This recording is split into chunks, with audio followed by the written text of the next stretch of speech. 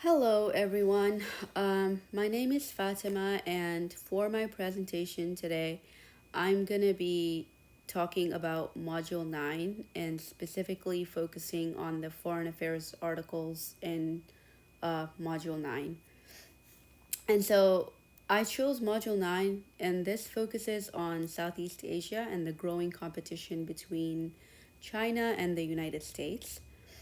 Now, these three articles really explore how globalization and changing power dynamics are reshaping the region politically, economically, and strategically. I'm so sorry, guys. I'm having a sore throat, and so I'm gonna have to hydrate a lot. All right. So the main argument connecting all these three articles is that Southeast Asia has become a major area of competition between China and the United States. The three articles really show that China's economic influence is growing, and countries in the region are becoming less certain about long term United States leadership, right? People don't really trust the United States leadership anymore, unfortunately. And the articles also go to show how globalization increased economic interdependence as well as geopolitical competition.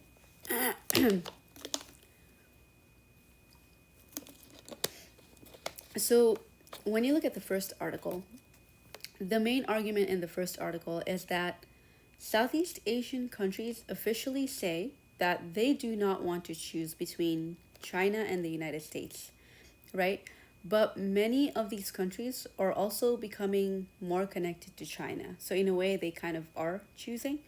And they're becoming connected to China, like economically more so. And also, the article really explains that trade, things like investments and geography, are pulling the region closer to China, even when countries, excuse me, try to maintain security relations with the US.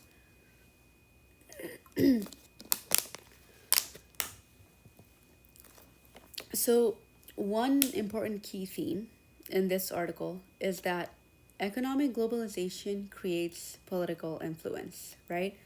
Now, China is not just using military power, but at this point is also using trade, infrastructure, and investment to strengthen its position in Southeast Asia. So, the second article,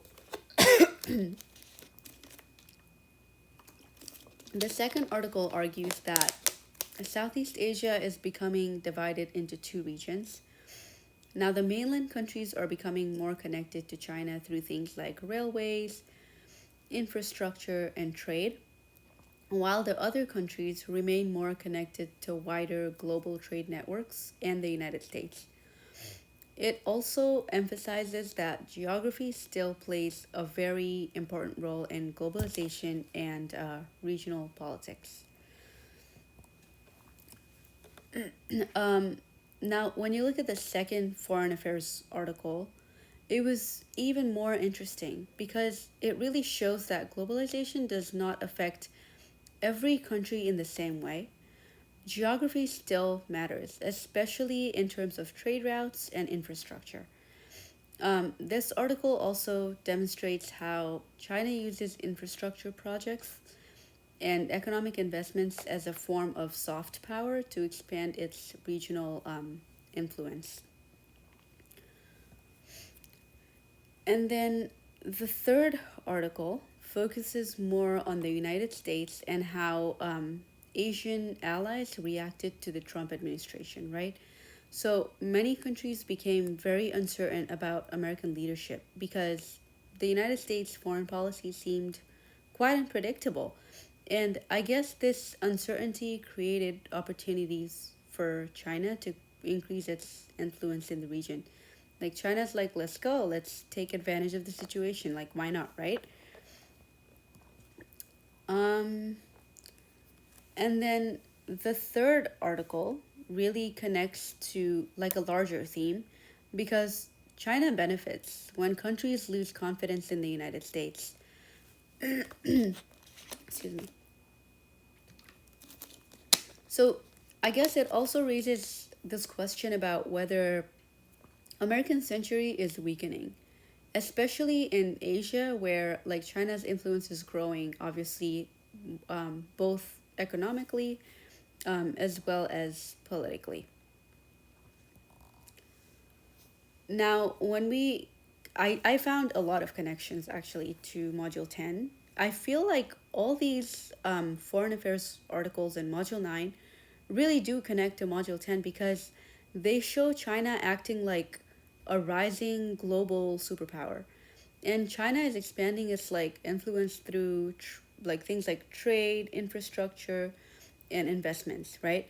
So these articles, like these foreign affairs article that the professor listed in Module 9, really also highlight how China is becoming an alternative center of like global power, especially in Southeast Asia, like specifically.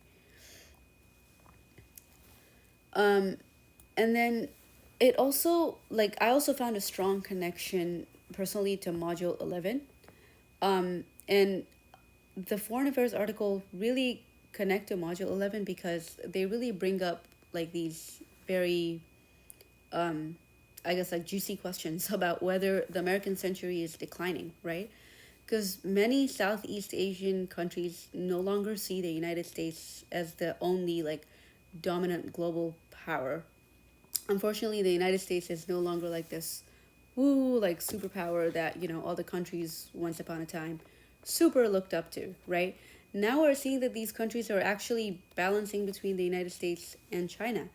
And this is getting done in a much more like multipolar international system.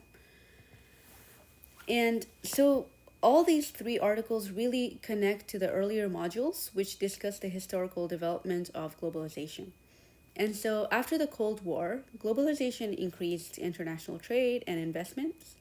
And so China's rise was made possible through integration into the global economy, right? And so globalization today is no longer only about economics, but also connected like geopolitical competition and global power shifts. And so, in conclusion, like overall, all of these three articles really just go on to highlight how Southeast Asia has become this like center of like growing rivalry between China and the United States.